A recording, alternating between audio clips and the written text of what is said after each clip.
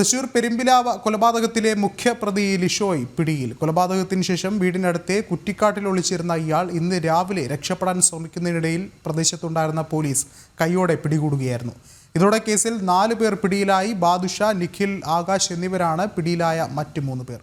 Reels ചിത്രീകരിച്ചതുമായി ബന്ധപ്പെട്ടുണ്ടായ തർക്കവും സംശയവുമാണ് കൊലപാതകത്തിലേക്ക് നയിച്ചത്.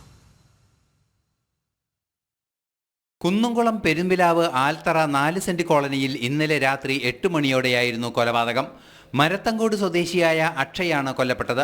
ലിഷോയ്, സുഹൃത്ത് ബാദുഷ എന്നിവരും ഇവരുടെ കൂട്ടാളിയായ നിഖിൽ, ആകാശ് എന്നിവരും ചേർന്നാണ് കൊലപാതകം നടത്തിയത്.